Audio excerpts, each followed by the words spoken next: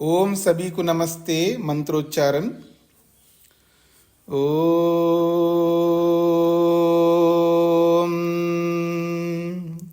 सहनाववतु सहनौ भुनक्तु सह वीर्यं करवावहै तेजस्विनावधीतमस्तु मा विद्विषावहै। ओम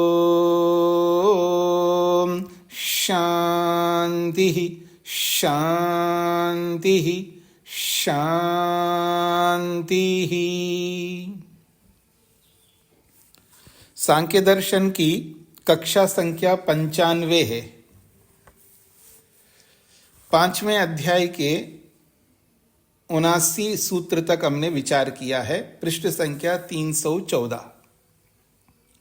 प्रसंग चल रहा है मुक्ति क्या होती है, क्या मुक्ति इसे कहते हैं, क्या मुक्ति इसे कहते हैं, क्या मुक्ति इसे कहते हैं। ये पिछले प्रसंग में स्पष्ट करते हुए निषेध किया है कि इसको मुक्ति नहीं कहते, इसको मुक्ति नहीं कहते।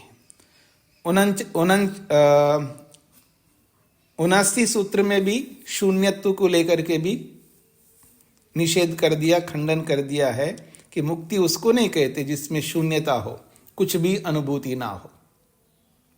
अब 80वें सूत्र में और एक बात कहना चाहते हैं। अथ और संयोगाश्च वियोगांता इति देशादि लाभोपि।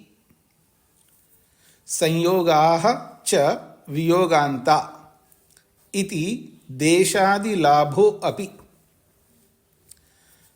ध्यान देने योग्य पद है देशादि लाभ। देश कोई विशेष स्थान को मुक्ति कहते हो, और आदि से और भी बहुत सारी चीजें ले सकते हो, तो उनका लाभ होना क्या मुक्ति है? वो भी नहीं है। क्यों? क्योंकि विशेष स्थान की प्राप्ति है ये संयोग। अगर संयोग हुआ तो वियोग होगा। तो संयोगाः वियोगांता, यदि संयोग है तो उसका वियोग होना निश्चित है। इसलिए देश आदि विशेष लाभ भी मुक्ति नहीं है। देशादि लाभ अपि न। विशेष देश, विशेष प्रकार का स्थान हो उसको मुक्ति कहते हैं, ऐसा नहीं है। अंगना, स्त्री, पुरुष के लिए स्त्री और स्त्री के लिए पुरुष। अंगना शब्द जो है वो स्त्री के लिए आता है। तो कोई विशेष स्त्री की प्राप्ति होती हो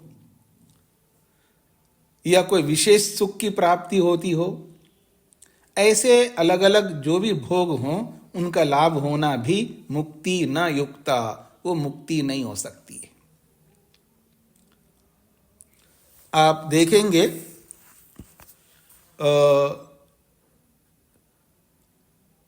वैदिक धर्म से भिन्न मतों में विशेष प्राप्ति होती है लोगों को। उसमें अप्सराएं मिलती हैं, पता नहीं क्या क्या बोलते रहते लोग। उसको चाहे आप जन्नत कहो या जो भी बोलो आप, ऐसी स्थिति को मुक्ति नहीं कहते। यतश्च, क्यों उसको मुक्ति नहीं कह सकते? संयोगाः वियोगांताः इति। बाह्य वस्तु समागमा खलु वियोगांता संति इति हेतोः। जो भी बाह्य वस्तु प्राप्त होती हैं, बाह्य वस्तु का मतलब कोई विशेष वस्तु की प्राप्ति, विशेष देश की प्राप्ति, विशेष मनुष्य, स्त्री या पुरुष की प्राप्ति, या विशेष सुख की प्राप्ति, जो भी आप मानोगे, वो जैसे ही संयुक्त होते हैं तो उनका वियोग होना अवश्यम भावी है। उच्यते च, और दूसरे ऋषि कहते भी हैं, संयोगाश्च वियोगांता मरणांतम च जीवितम। ये वाल्मीकि रामायण का बहुत महत्वपूर्ण वचन है। वाल्मीकि ऋषि ये कहना चाहते हैं संयोगाः वियोगांताः। जितने भी संयोग होते हैं हमारे साथ में, जितने भी संयुक्त होते हैं, जितने भी जुड़ते हैं, तो उनका वियोग होना निश्चित है। और मैं एक बात अक्सर कहा करता हूं, अगर आप कहीं प्रवेश किए तो वहां बाहर जाओगे आप। इन है तो आउट है, ये अवश्यम भावी है। आप कहीं प्रवेश किए तो आप वहां से निकलोगे अवश्य। ये नहीं हो सकता प्रवेश तो किया लेकिन निकल नहीं सकते। हाँ जी, अभी आपने इस कक्षा के साथ जुड़ा है ना, संयोग किया आपने, अब संयोग ही रहेगा आपका। लगातार आपका वीडियो ऑन रहेगा, लगातार आप इसके साथ जुड़े रहोगे। हाँ, किसी आप में से किसी को हो सकता है जी अच्छा लग रहा है, आप बोलते जाओ हम सुनते जाएं, बोलते जाओ सुनते जाए। कब तक सुनोगे आप एक समय आएगा आप रुक जाओगे, क्योंकि संयोग हुआ तो वियोग होना है। ठीक है जी। मरणांतम च जीवितम, ये जो जीवन है ये तभी तक है, मरण तक ही है। मरण अवश्य है। जो भी हमारा जीवन है बड़ा अच्छा चल रहा है, किसी को लगता है मेरा जीवन बड़ा अच्छा चल रहा है। किसी बुजुर्ग से हम पूछते हैं कैसे हो, अजी सब अच्छे हैं। गुजराती में बोलते हैं केम छो, मजा में, बस बहुत मजा में, बहुत अच्छा है। और कोई कोई बस भगवान की कृपा जी सब ठीक चल रहा है। बच्चे वाले बच्चे आदि सब वेल सेटल्ड है, सब कोई समस्या नहीं, सब ठीक है, भगवान ने बहुत कृपा की मुझ पर। अच्छी बात है, ये कोई गलत बात नहीं बोला जा रहा है, व्यक्ति अच्छा ही बोल रहा है, इसमें कोई आपत्ति नहीं है। पर ये अच्छा कब तक रहेगा? तो कहते हैं मरणांतम, जब तक मरेंगे नहीं ना तब तक ये जीवन ऐसे ही लगेगा आपको। क्योंकि संयोग हुआ है तो वियोग होना ही है। शरीर के साथ आत्मा जुड़ा है तो शरीर से वियोग होना ही आत्मा को।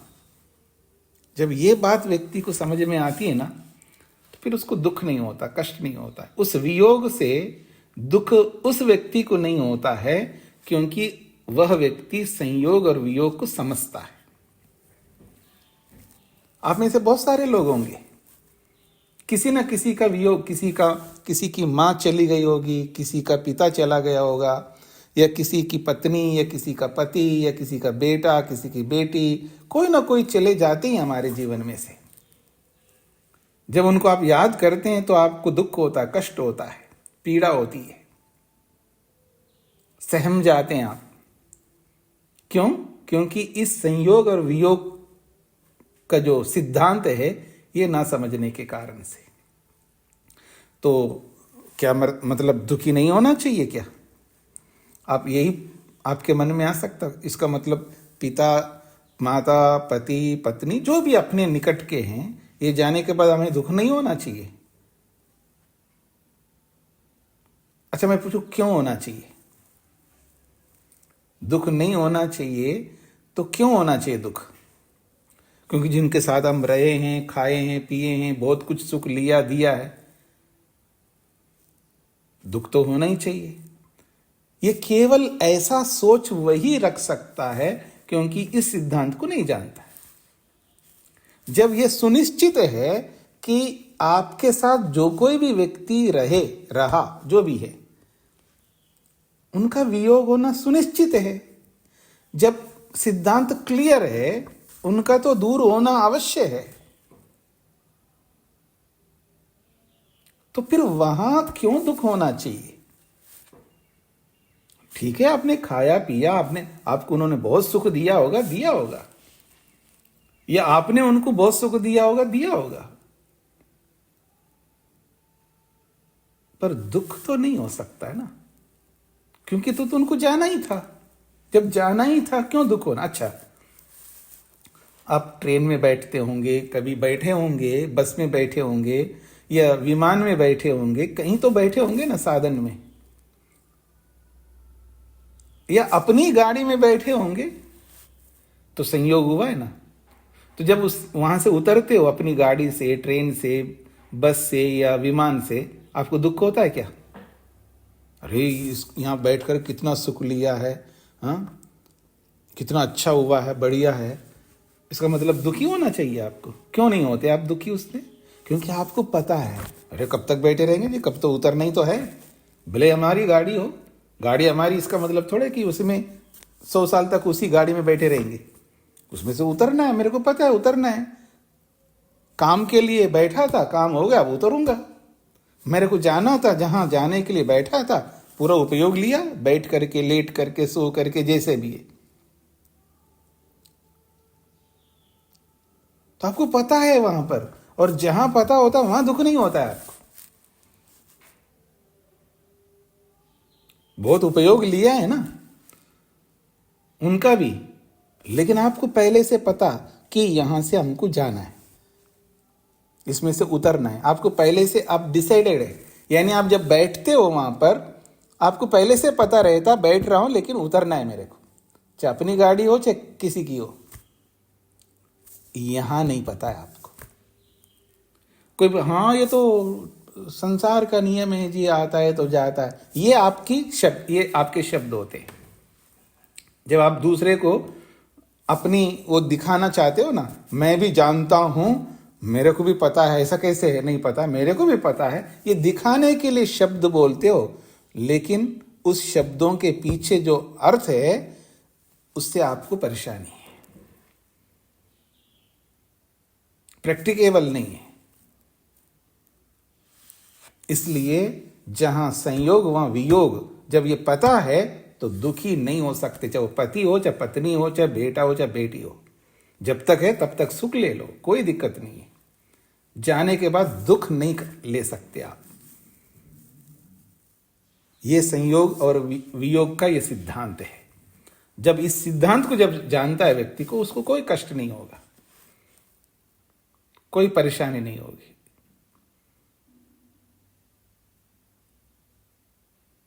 फिर भी आप दुखी होना चाहते हैं, आपकी इच्छा है जी, उसमें मैं कौन होता हूं कि रोकने वाला हूं। नहीं जी, आपको दुखी, आपको नहीं होना चाहिए, मैं रोक नहीं सकता, बता सकता हूं केवल।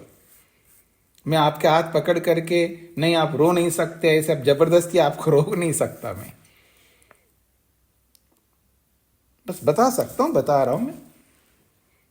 अब कितना आप समझते हैं अपनी इस बात को, वो आप अपने ऊपर देखो। आप समझते हैं या नहीं समझते हैं, ये आपका व्यवहार बताएगा। आइए आगे बढ़ते हैं। मधु जी।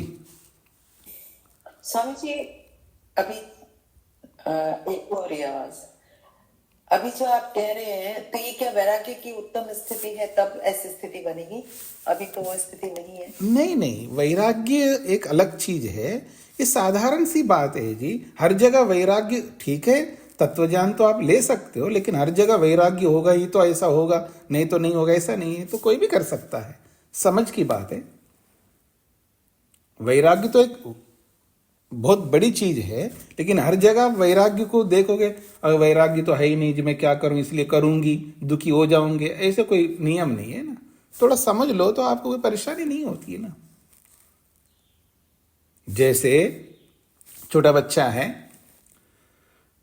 और वो गिर गया, तो उसको चोट गया, तो माँ बहुत दुखी होती है, और उसका पिता जो है ना थोड़ा समझदार है, कोई बात नहीं, एक तो गिरता ही है बच्चा, इसमें क्या दिक्कत है, क्यों परेशान हो रही हो, वो रोकता है, उसको वैसा दुख नहीं होता है।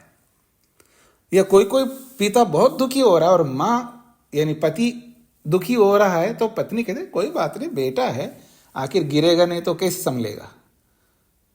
तो दोनों पक्षों में हो सकता है। तो जहां समझ होता है उसी को विवेक कह सकते हो आप, कोई दिक्कत नहीं है। उसको वैराग्य भी कह सकते हो, कोई दिक्कत नहीं है। लेकिन हर जगह आप वो वाला योग दर्शन वाला वैराग्य होगा ही तो हम करेंगे, ऐसा नहीं है। कहीं भी आप कर सकते हो, बस केवल समझ पैदा करना होगा। आप समझ पैदा नहीं करते हैं तब समस्या है।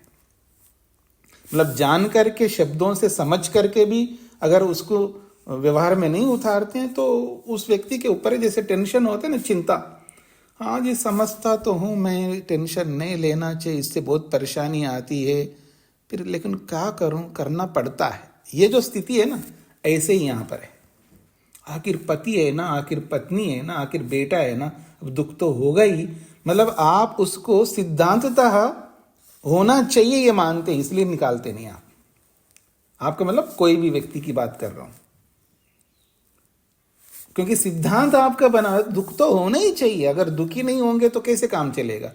इतना तो होता ही है, ये मान करके चलता, अर्थात वो सिद्धांत ही बदलता है व्यक्ति।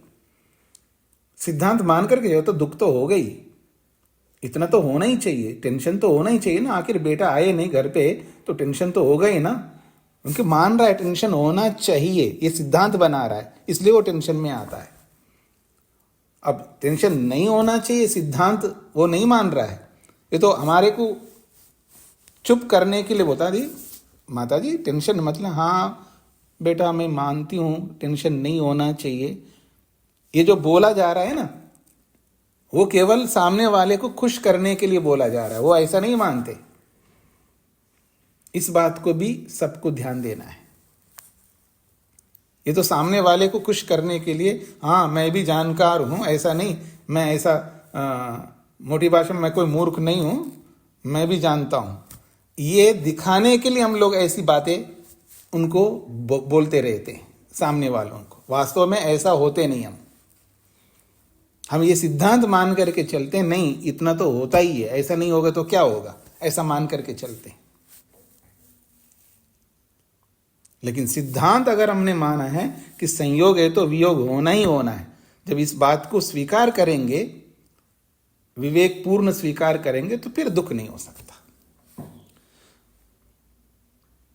और वो दुख क्या नहीं हो सकता, इसको भी थोड़ा मैं स्पष्ट करूं। 2 प्रकार के दुख होते हैं। अब जो कमाने वाला चला गया है, अब पैसा आएगा नहीं, बिजनेस करने वाला चला गया है, पैसा तो आएगा नहीं, साधन आएंगे नहीं, तो वो दुख तो होना ही है, उसको हम नहीं रोक सकते, वो तो दुख होंगे ही। अब पैसा नहीं तो पैसे ना होने के कारण से जो दुख होता है वो तो होगा ही, उसको भी हम रोकें ये मेरा तात्पर्य नहीं है। ये वो जो हमको जो सुख दे सकता, अब सुख देने वाला रहा नहीं, तो दुखदाई है ना, वैसा दुख तो होगा। एक दुख होता है मेंटली, यानी अपने मानसिक रूप से दुख उत्पन्न करते हैं। तो मानसिक रूप से जो जितने भी दुख हम उत्पन्न करते हैं, उन सारे दुखों को 100% हम रोक सकते हैं। और जो बाह्य दुख है वो उनको एक सीमा तक ही रोक पाएंगे। मेरा ये जो कहना है संयोग है तो वियोग होगा, तो वियोग होगा ही होगा, और उनके वियोग से उनसे मिलने वाले सुखों की समाप्ति हो गई, अर्थात उनसे मिलने वाले सुख तो मिलेंगे नहीं। उसके कारण से जो मैं मानसिक रूप से जो दुख उत्पन्न करता हूं, चिंता उत्पन्न करता हूं, मानसिक कष्ट ले आता हूं, उन सबको 100% रोक सकते हैं, ये मेरा तात्पर्य है। बाह्य सुख तो रुक जाएंगे, तो बाह्य सुख रुकेंगे तो बाह्य दुख मिलेंगे, उसको हम नहीं रोक सकते, वो तो मिलेंगे ही मिलेंगे। और जितना उसमें सामर्थ्य हमारा है उतना ही रोक पाएंगे बाह्य दुखों को। तो बाह्य दुखों को तो सामर्थ्य के अनुसार हम रोक पाएंगे, लेकिन आंतरिक दुखों को 100% रोक सकते हैं। यही समझ पैदा करना है, इसी का नाम विवेक है। आगे बढ़ता हूं जी मैं। पुनः क्या मुक्ति इसको कहते हैं जी? आत्मा तो परमात्मा का अंश है, परमात्मा का अंश है आत्मा, तो परमात्मा मिल जाएगा, परमात्मा में मिलेगा आत्मा, उसमें विलीन हो जाएगा। क्या यही मुक्ति है? तो उसका निषेध कर रहे हैं 81वें सूत्र में। पुनः न भागी योगो भागस्य, बहुत महत्वपूर्ण सूत्र है जी। इस सूत्र से 2 बातें आपको समझना है। जीवात्मा परमात्मा का अंश है, ये भी कहा जा रहा है यहां पर, अंश होते हुए भी उसमें मिल नहीं सकता, ये भी कहा जा रहा है। कहते हैं भागी योगो भागस्य, भाग कहते हैं आत्मा को और भागी कहते हैं परमात्मा को। तो भाग का, जीवात्मा का परमात्मा रूपी भागी में योग नहीं हो सकता। भागस्य भागी योग न, भागस्य हंसस्य अंशरूप जीवात्मनः भागिनी हंसिनी परमात्मनि योगः संयोगो लयो व न मुक्ति युज्यते। बहुत ही अच्छी बात कही जा रही है कहते भागस्य, भाग का, उसी खोला है अंशस्य, अंश का, उसी को खोला है अंश रूप जीवात्मना, जो अंश के रूप में, भाग के रूप में जो जीवात्मा है, उस जीवात्मा का। भागिनी, उसको खोला है अंशिनी, उसको खोला है परमात्मनि। भागी रूपी, अंशी रूपी परमात्मा में योग अर्थात संयोग होना, अर्थात उसमें लय हो जाना, उसमें मिल जाना, इसी को मुक्ति कहते हैं। न मुक्ति युज्यते, इसको मुक्ति बिल्कुल नहीं कह सकते। क्यों नहीं हो सकता? तो कहते संयोगो ही वियोगांत। यदि भाग आत्मा है और भागी परमात्मा है, तो जब जीवात्मा जब परमात्मा में मिलेगा, ये संयोग हो जाएगा। अभी हम मिले हुए नहीं हैं, हम अलग हैं, आत्मा जो है अलग है। अब उस आत्मा जब परमात्मा में मिलेगा अर्थात संयुक्त होगा, अगर संयुक्त होगा तो वियोग भी हो जाएगा। वही वाला सिद्धांत यहाँ लागू होगा। तो कहते संयोगो ही वियोगांतः इति। हमने पहले ही बोल दिया कि संयोग जो है वियोग को उत्पन्न करने वाला होता है। हेतु हो, इस हेतु से, इस कारण से ऐसा मिलना हो नहीं सकता। तथा लये ही आत्मनाशात, अगर लय मानोगे यानी परमात्मा में विलीन मानोगे, परमात्मा में एकीभूत मानोगे, तो आत्मनाशात, आत्मा का विनाश ही हो जाएगा, आत्मा रहेगा ही नहीं, फिर वो अलग क्या हुआ। न च अखंडस्य परमात्मनो जीवात्मा तथा भूतो भागो अंशः खंडः। कहते हैं ये जो अखंड परमात्मा, परमात्मा को तो अखंड बोला जाता है। परमात्मा, कोई ऐसा शास्त्र नहीं है परमात्मा को अखंड नहीं कहता हो। वेद से लेकर के किसी भी ऋषिकृत ग्रंथ में देख लो, परमात्मा को अखंड बोला जाता है।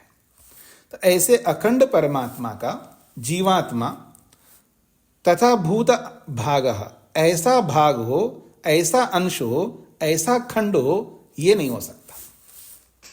ताकि उसमें उसी का भाग है तो उसी में मिल जाएगा, एकीभूत हो जाएगा, ऐसा नहीं हो सकता। परमात्मा जब अखंड है तो परमात्मा का अंश बाहर निकल के आया, उसका नाम जीवात्मा, ये नहीं हो सकता।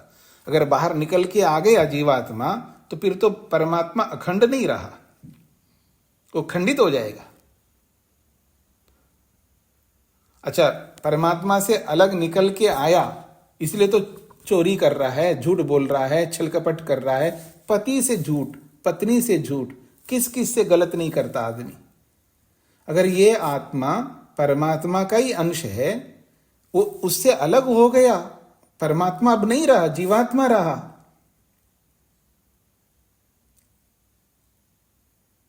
ऐसे कैसे हो सकता है जी? सेव का टुकड़ा सेव ही तो रहेगा, उसको सेव नहीं है, ये जो टुकड़ा है सेव का, ये सेव नहीं है, ऐसे थोड़ा कहेंगे। ये जो सोना है ना आपका बिस्किट, सोने का बिस्किट, हमने अभी सर्च किया, सोने का बिस्किट कितने का होता है? 1 किलो का होता है। सोने का बिस्किट जो है ना 1 किलो का होता है। अब उस 1 किलो सोने में से 1 ग्राम अलग कर दे, 1 ग्राम अलग कर दो, उसको सोना कहेंगे या सिल्वर कहोगे या ब्रॉन्ज कहोगे? क्या कहोगे? सोना ही तो कहोगे। सोना का टुकड़ा सोना ही तो होगा। अच्छा, परमात्मा का अंश हम हैं तो हम परमात्मा ही रहेंगे ना।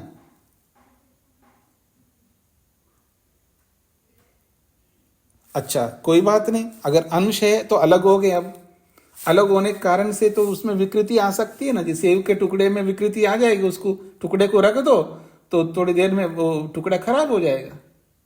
तो वो खराब होगा तो जो पूरा सेव है उसमें से टुकड़ा निकला वो भी तो खराब होगा ना, वो भी खराब होगा।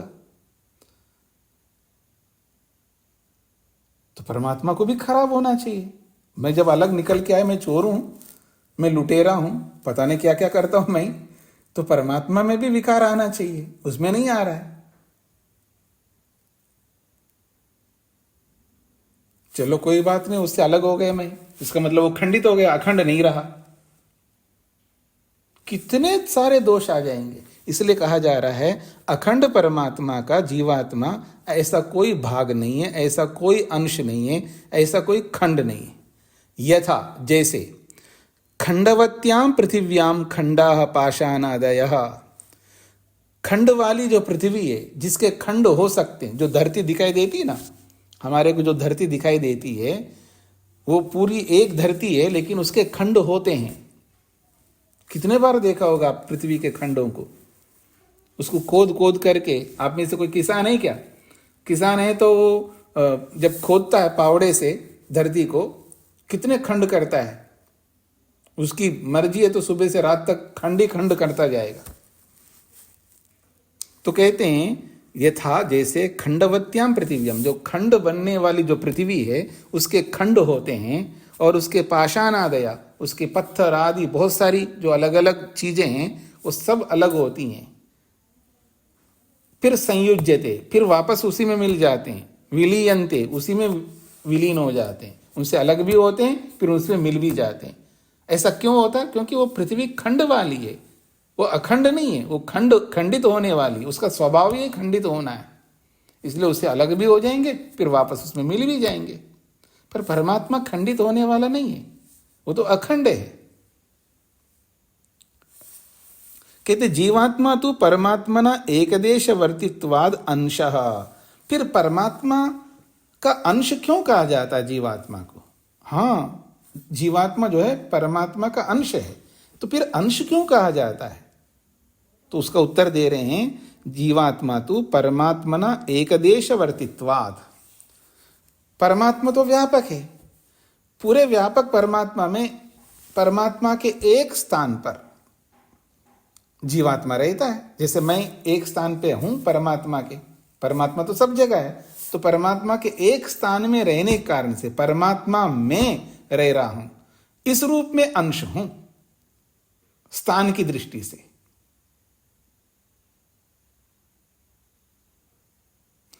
तो एकदेश वर्तित्वाद, परमात्मा के एक देश में रहने के कारण से वो अंश कहलाता है।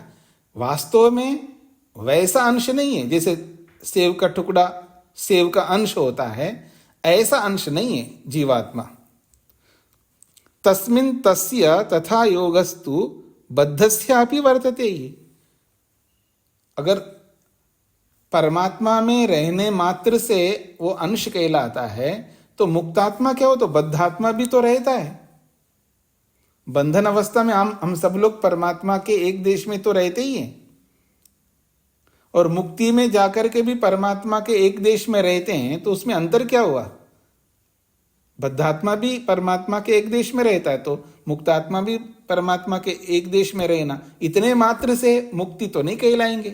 तो यही बात कह रहे हैं, तस्मिन् तस्य तथा योगस्तु, उस जीवात्मा में तथा योगस्तु, उसी रूप में योग अर्थात एक अंश परमात्मा के एक देश में रहना तो बद्धस्या भी वर्तते, बद्धात्मा का भी होता है। इतने मात्र से हम उसको मुक्त नहीं कह सकते हैं, परमात्मा में रहने मात्र से मुक्त नहीं कह सकते, ये इसका तात्पर्य है। तो इसलिए कहा जा रहा है, यद्यपि परमात्मा का अंश है जीवात्मा, किस रूप में अंश है? उस परमात्मा के एक देश में रहने के कारण से। फिर भी जीवात्मा अलग है, परमात्मा अलग है। इसलिए परमात्मा में जाकर के रहे मुक्ति में, तो भी उसको मुक्ति नहीं कह सकते, क्योंकि उसमें और इसमें अंतर है।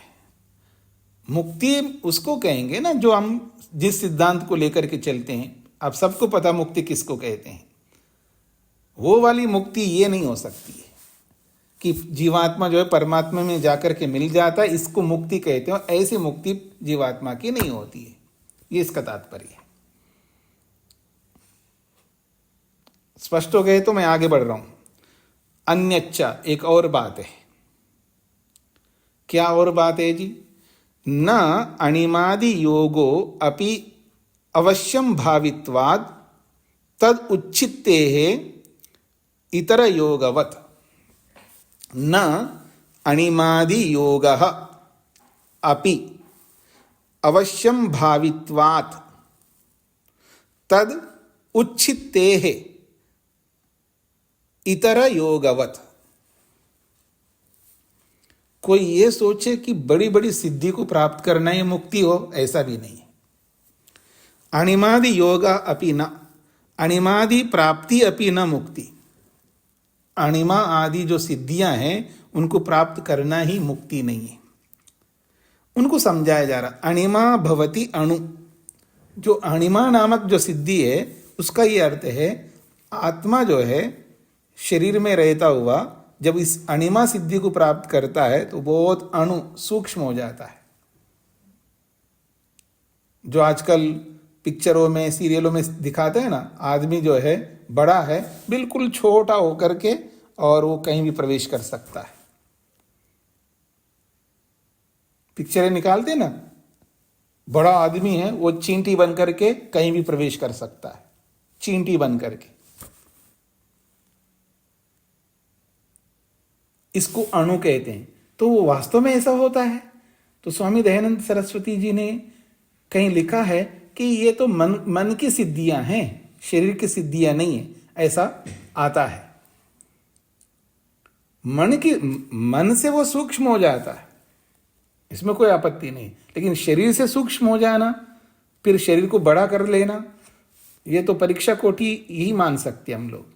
मैं ये नहीं कह रहा हूं कि नहीं हो सकता, मेरे को नहीं पता, अब तक जानकारी में ऐसा देखने में आया नहीं है कि कोई इतना लंबा चौड़ा 6 फीट का आदमी और चींटी की तरह बन गया हो, देखते देखते ही आंखों के सामने, फिर उसको देखते देखते ही पहाड़ की तरह बहुत बड़ा बन गया हो। अभी तक तो हमने नहीं देखा जी। हाँ, शास्त्र जरूर कह रहा है। अब इसका अर्थ अभिधा में लेना है, लक्षणा में लेना है, व्यंजना में लेना है, ये आपको डिसाइड करना है, आपको निर्णय करना है। हम ये नहीं कह रहे कि ये जो शास्त्र कह रहे हैं गलत है, ये बिल्कुल गलत नहीं है, सही लिखा है यहां पर इसका सीधा अर्थ अभिधा के रूप में लेना है या नहीं लेना है, इसका निर्णय आपको करना होगा। फिर कहते हैं लघिमा लघुर्भवति, लघिमा नामक जो सिद्धि है वो लघु, उसमें हल्का हो जाता है। मतलब मान लीजिए आप में से कोई 60 किलो का आदमी हो, वो ऐसा हो जाए कि फूंक मारे तो उड़ जाए, रुई की तरह, यह है लघु होना। अब रुई होता है ना, वो हल्का होता है, जैसे बेलून होता है ना, उसमें हवा भर दो, कम से कम उसके अंदर हवा है, फिर भी उड़ता है। ये तो एकदम रुई की तरह बन जाता है, अब वो कहीं भी उड़ करके जा सकता है। तो लघिमा का अर्थ होता है बहुत हल्का हो जाना, रुई की तरह हो जाना। फिर कहा महिमा महान भवति, महिमा नामक जो सिद्धि है, ये तीसरी सिद्धि, महान भवति मतलब बहुत बड़ा बनता जाता है। वो शरीर में दिख तो रहा था 6 फीट का, लेकिन वो बढ़ता जा रहा, आकाश को छू रहा है, अर्थात इतना लंबा हो गया, महान बन गया, बहुत बड़ा बन गया। उसको महिमा नामक सिद्धि कहते हैं। फिर कहा प्राप्ति सिद्धि भी होती है। प्राप्ति का मतलब प्राकाम्यम इच्छा अनभिघाता। प्राप्ति सिद्धि का मतलब है कि जो भी वो चाहता है, मेरी इच्छा ऐसी है, मेरे को ऐसा बनना है, उसकी इच्छा की पूर्ति हो जाती है, इच्छा का विघात नहीं होता है। काश मेरे पास BMW गाड़ी होती, लेकिन नहीं होती है, ऐसे थोड़ी आएगी।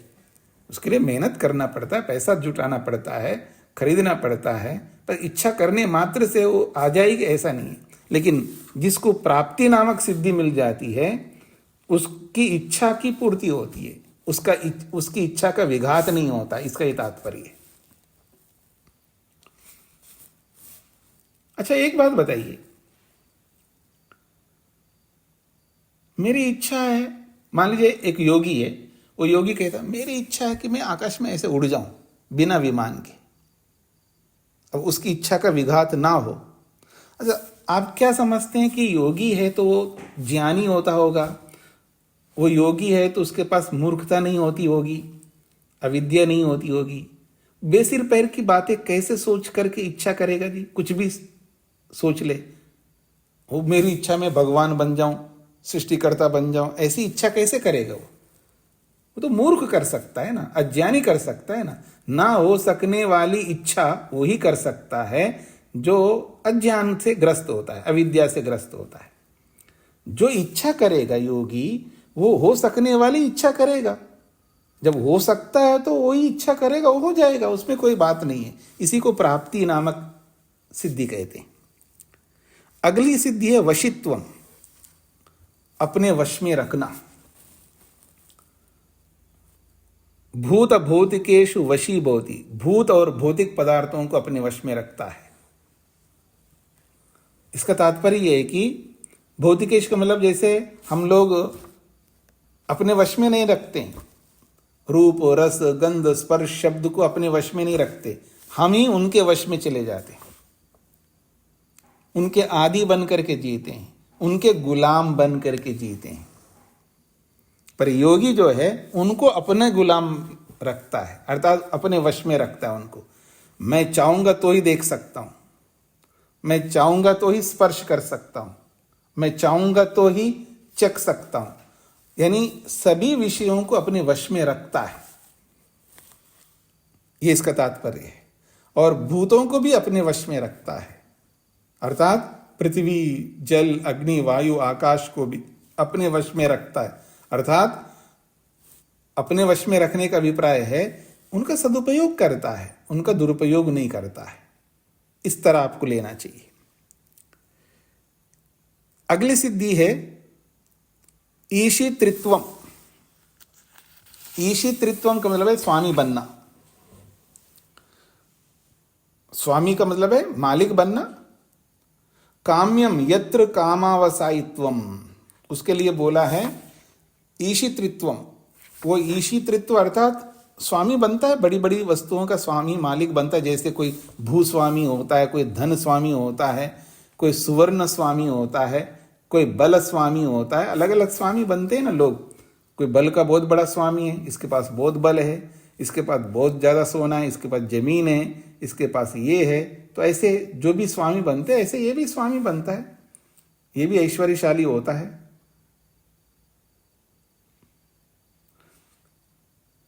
काम्यम यत्र कामावसायित्वम, काम्यम का मतलब है जहां वो जाना चाहता है वहां जाएगा। ये सारी सिद्धियां हैं, योग दर्शन में भी यही सिद्धियों को बताया है। अब कहते हैं इस सिद्धियों को प्राप्त करने के बाद मुक्ति नहीं हो सकती। कुतः, क्यों?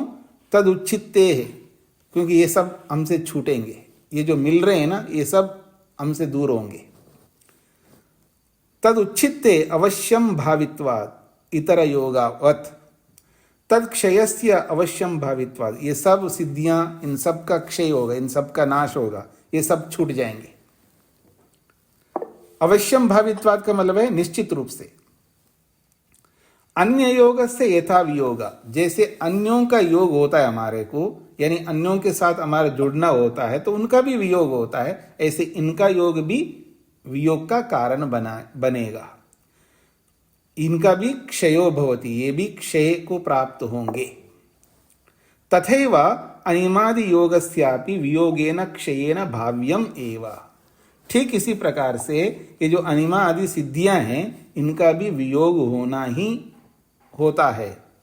निश्चित रूप से इनका भी वियोग होगा, क्योंकि इनका संयोग होता है तो इनका भी वियोग होगा, ये कहना चाहते हैं।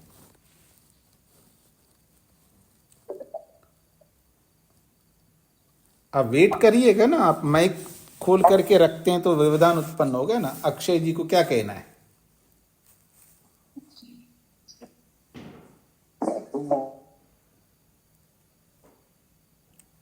अक्षय जी को कुछ इनका फंक्शन नहीं आके। अच्छा ठीक है, तो उनको हाथ हटा लेना चाहिए जी। तो ये 82वां सूत्र पूरा हो गया जी। किसी कोई प्रश्न तो नहीं है इस 82वें सूत्र में? निर्मला जी को क्या कहना है? नमस्ते स्वामी। तभी जो आपने बताई सिद्धियां, इनका कॉमन नाम अनिमा है। क्या जी? जो भी सिद्धि बताई इन सबको अनिमा कहते हैं। नहीं नहीं नहीं, अनिमा एक सिद्धि है, ऐसे 8 प्रकार की सिद्धियां हैं। ठीक है, धन्यवाद। शेखर जी। जी प्रणाम स्वामी जी। जी आपने कहा कि जैसी वो इच्छा करता है उसकी भी पूर्ति हो जाती है, जहाँ जाना चाहता है वो जा सकता है। तो मतलब मुक्ति की दृष्टि से और यहाँ इस जीवन में मतलब ये सिद्धियां उसको इस जीवन में ही मिलेंगी, मुक्ति में बहुत लंबे समय तक कैसी मिलती हैं? और ये सिद्धियां मुक्ति जहाँ जाना चाहता है वैसा सब तो नहीं होता होगा स्वामी जी। ऐसा है कि सब जगह जाना नहीं, वही तो मैंने बीच में ले आया हूं ना। जहाँ जाना चाहने का मतलब है जहाँ हो सकने जगह पर जाने की इच्छा रखता है तो चला जाएगा। मैंने सोचा कि मेरे को अमेरिका जाना है तो हर कोई जाता है जिसके पास सामर्थ्य होता है, लेकिन जहाँ जाने का सामर्थ्य ना हो उसकी इच्छा कैसे करेगा, क्योंकि उसके पास अविद्या नहीं है। तो विद्यावान व्यक्ति, विद्या वाला व्यक्ति वही इच्छा करेगा जो हो सकने वाला है। लेकिन साधारण व्यक्ति हो सकने वाला होते हुए भी नहीं जा सकता है, उसके पास वैसे सामर्थ्य नहीं होते। मतलब जा सकता है वो, अमेरिका जा सकता है, लेकिन हर कोई जा नहीं सकता क्योंकि उसके पास वैसे सामर्थ्य नहीं है। योगी के पास वो सारे सामर्थ्य हैं और उसके साथ में वो हो सकने वाली वस्तु है, हो सकने वाली स्थिति है, इसलिए वो कर लेता है। इसका ये तात्पर्य है। जैसे आज पैसे वाला है, मान लीजिएगा बहुत पैसा है, तो जहाँ भी जाना चाहिए संसार में जहाँ जाता है। और तो और आजकल वो भी है ना कि चंद्रमा में जाने की योजना बना रहे, लोग खरीद रहे हैं वहाँ पर, ठीक है जी। तो उसका सामर्थ्य है तो हो जाएगा, इतना पैसा है। मेरे पास नहीं है, मैं नहीं जा सकता, इसका ये तात्पर्य है जी।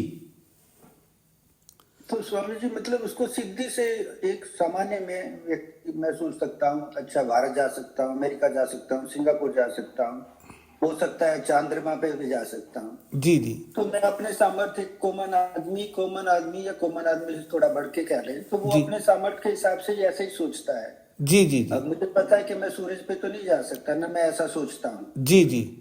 तो उसमें और जो सिद्धि, जिसको सिद्धि मिल गई है मेरे में और जिसको सिद्धि मिल गई है, उसको कैसे हम अलग अलग हाँ, ऐसा है कि जैसे मैं हूं, मान लीजिएगा मैं कोई पैसा नहीं कमाता हूं, ठीक है जी। अब मेरे को जितने लोग जानते हैं, मैं इच्छा करता हूं तो मेरी इच्छा को जो मेरे से जुड़े हुए लोग जानते हैं तो वो लोग पूरा कर देते हैं। इसका ये तात्पर्य है। जब योगी बन जाता है तो योगी के प्रति लोगों की अनायास श्रद्धा उत्पन्न हो जाती है। फिर वो लोग वो जो चाहेगा उसको पूरा करते हैं वो लोग, ये इसका ये तात्पर्य होता है। क्योंकि वो कोई पैसे कमाने वालों की तरह पैसा कमा करके फिर जाएगा, ये इसका तात्पर्य नहीं है। वो तो साधु प्रवृत्ति का है, यानी कुंभी धान्य वाला है, ऐसा व्यक्ति है, फिर भी उसकी इच्छाएं पूर्ण होती है, ये इसका तात्पर्य लेना है जी। जी धन्यवाद स्वामी जी। हाँ जी, सुदेशना जी को क्या कहना है? स्वामी जी नमस्ते जी। स्वामी जी, आप जो अभी बताए कि अणिमा में सूक्ष्म हो जाना, तो महर्षि दयानंद जी जो मन को सूक्ष्म कर देना, ये कैसे होता है?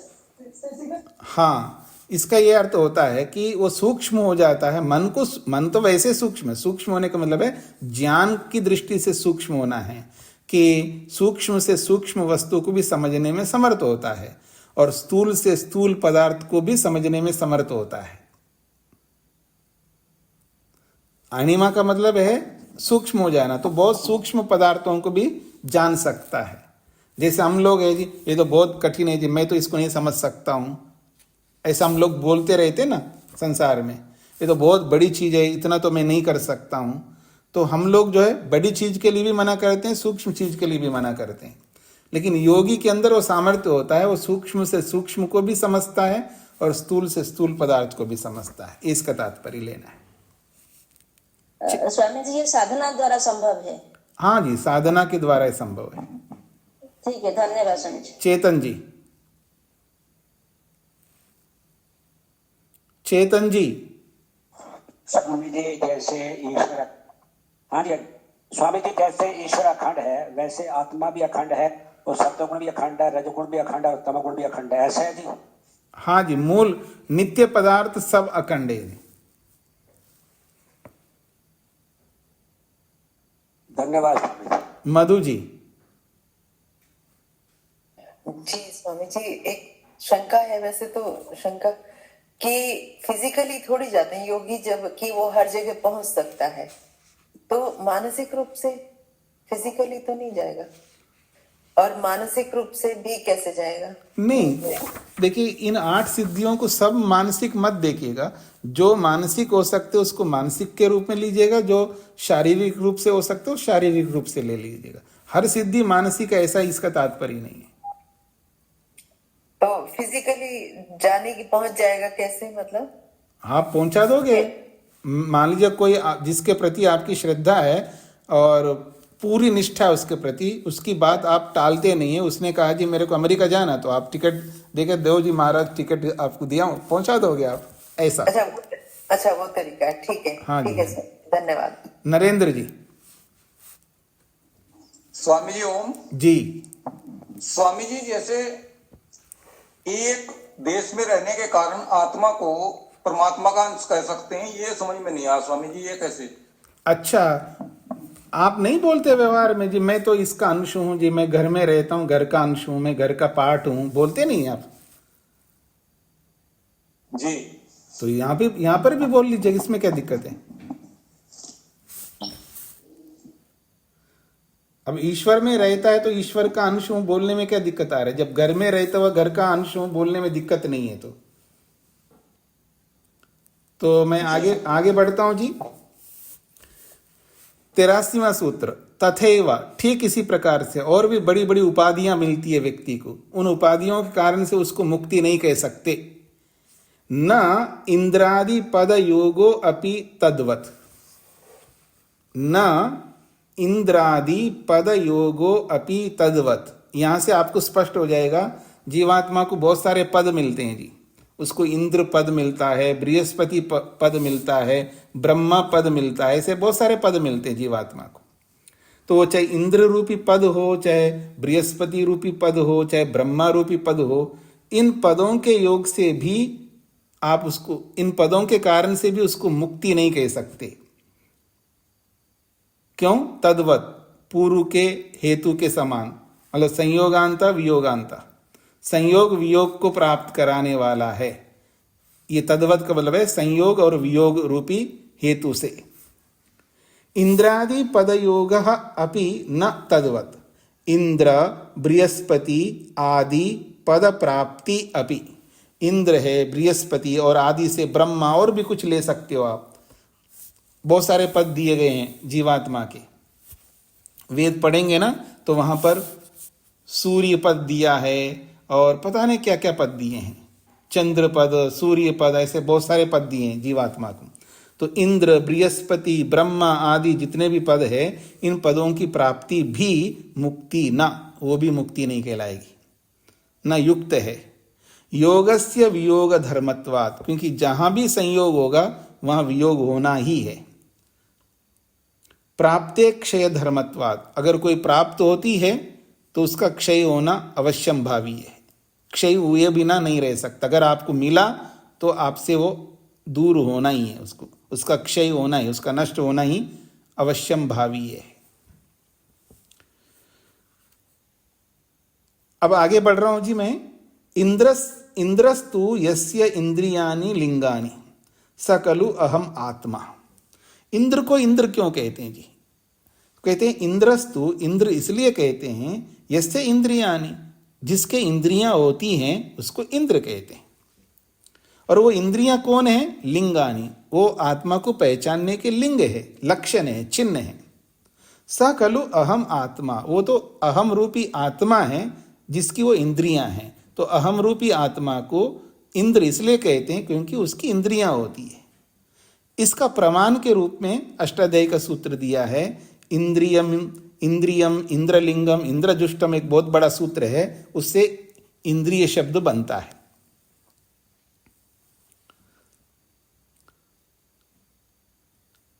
आगे 84 सूत्र आ रहा है, न भूत प्रकृतित्वम इंद्रियाणाम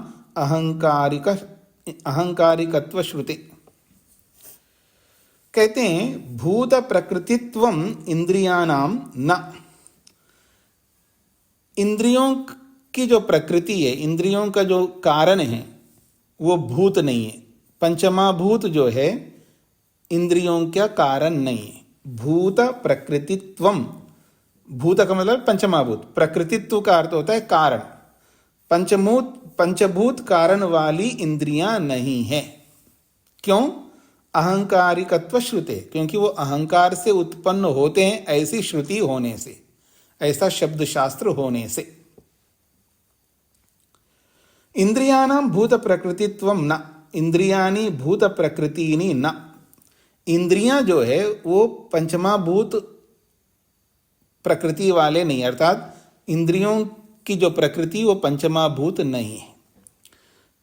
भूतेभ्य पृथिव्यादि स्थूल भूतेभ्यो न उत्पन्नानि, उसी को खोल के समझा रहे हैं। भूत का अर्थ पृथिव्यादि जो स्थूल भूत हैं उनसे इंद्रियां उत्पन्न नहीं हुई हैं। क्यों? क्योंकि तेषाम, उनका तो अहंकारिकत्व श्रुते, इंद्रियाणाम अहंकारिकत्वम अहंकाराद उत्पत्ति श्रूयते।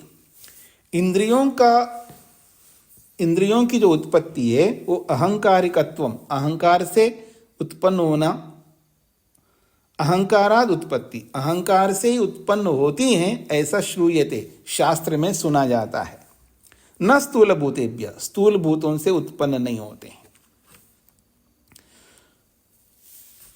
वो श्रुति कौन सी है, कहाँ सुना जाता है? तो उसका प्रमाण दे रहे हैं मुंडकोपनिषद का।